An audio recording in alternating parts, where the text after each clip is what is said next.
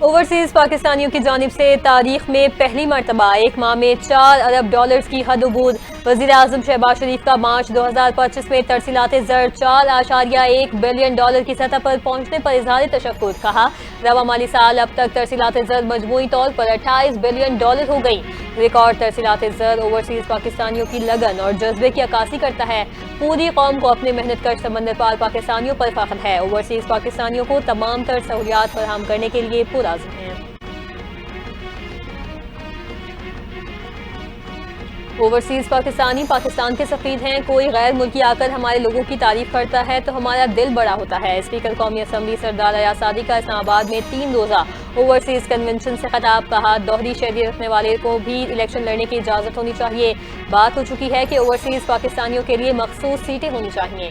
ترسیلات زر بھیجنے والوں کی حوصلہ افزائی بھی ہونی چاہیے۔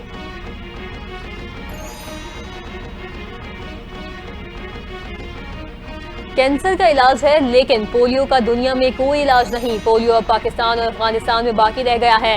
وفاقی وزیر صحت مصطفیٰ کمال کی پریس کانفرنس۔ کہتے ہیں کچھ لوگ بچوں کو پولیو سے بچاؤ کے قطرے نہیں پلاتے۔ پوری امید ہے کہ منصوبہ بندی سے پولیو سے نجات حاصل کر لیں گے۔ صحت کے شعبے میں بہتری کے لیے اقدامات کر رہے ہیں۔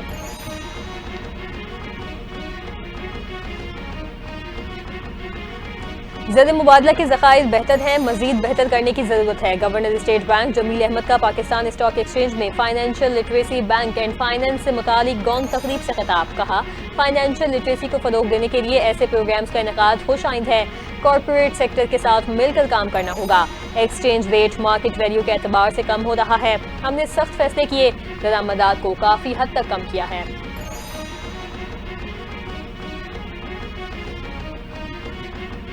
قائم مقام چیف جسٹس اسلام آباد ہائی کورٹ جسٹس سرفراز جوگر کو کام سے روکنے کی درخواست مسترد۔ سپریم کورٹ میں اسلام آباد ہائی کورٹ کے ججز کے تبادلے اور سینیورٹی سے متعلق درخواست کی سماعت۔ جسٹس خادم حسین اور جسٹس آصف سعید کو بھی کام سے روکنے کی استدعا۔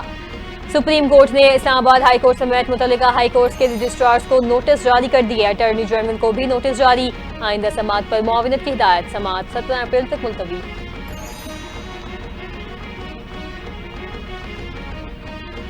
ایران میں دہشت گردوں کے حملے میں جاں بحق ہونے والے پاکستانیوں کی فہرست جاری۔ ایران میں پاکستانی سفیر مدثر ٹیپو کے مطابق بہاولپور کے 8 محنت کش پاکستانی ایران کے شہر میرستان میں جاں بحق۔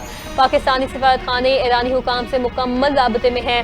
وزیر اعظم اور ڈپٹی وزیر اعظم کی ہدایت پر میتیں جلد وطن واپس بھجوائی جائیں۔ ایرانی حکام سے فوری اور شفاف تحقیقات کے لیے رابطے میں ہیں۔ ایرانی حکومت نے مکمل تعاون کی یقین دہانی کروا دی۔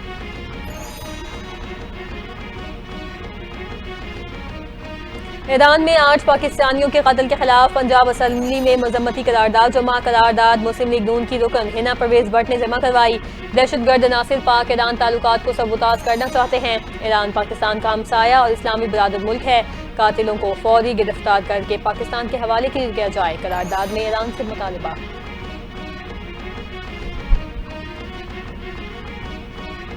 وزیر اعلیٰ پنجاب مریم نواز کا اپنی چھت اپنا گھر پروگرام ہزاروں گھرانوں کے لیے خوشی کا پیغام لے آیا۔ مختصر مدت میں 1562 گھروں کی تکمیل، 21,797 سے زائد مکانات تکمیل کے مراحل میں داخل۔ مریم نواز نے کہا ہر نیا بننے والا گھر دیکھ کر جو خوشی ملتی ہے وہ لفظوں میں بیان نہیں کی جا سکتی۔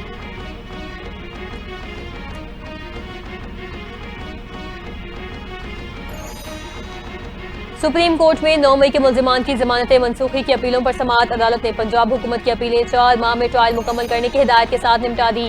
چیف جسٹس نے کہا ختیجہ شاہ سمیت تمام ملزموں کے قانونی حقوق کی فراہمی یقینی بنائیں گے۔ عدالتی حکم اس حوالے سے وضاحت بھی کریں گے۔ ملزموں کو فرد جرم سمیت تمام دستاویزات کی فراہمی یقینی بنائی جائے گی۔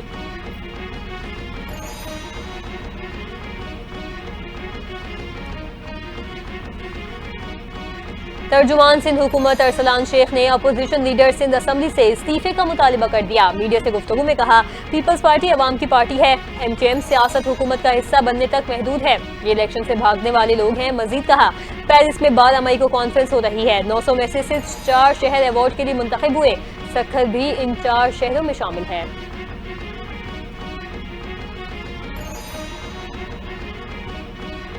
بلاول بھٹو زرداری واضح بیان دے چکے ہیں کینالز نہیں بنے گی، ہمارا موقف اور کیس مضبوط ہے، جو بھی سنے گا وہ کینالز منصوبے کو ترک کر دے گا۔ وزیر اعلیٰ سندھ مراد علی شاہ کا 2 ٹوک موقف۔ میڈیا سے گفتگو میں کہا کینالز معاملے پر عوام کے ساتھ ہیں، وزیر اعظم کا ساتھ نہیں دیں گے۔ MQM نے اگر کہا کہ ہاتھ اٹھایا تو حالات خراب ہوں گے تو یہ تشویش کی بات ہوگی۔ کراچی کے امن کو خراب کرنے کی اجازت نہیں دی جائے گی۔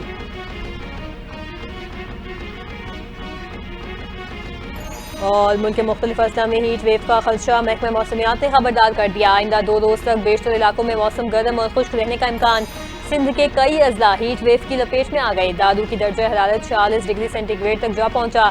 شہید بنظیر آباد 45، حیدرآباد 43، سکھر 44، کراچی میں پارہ 36 ڈگری پر رہا۔ شہری نڈھال ہو گئے۔ محکمہ موسمیات کی عوام کو غیر ضروری باہر نہ نکلنے اور احتیاطی تدابیر اختیار کرنے کی ہدایت۔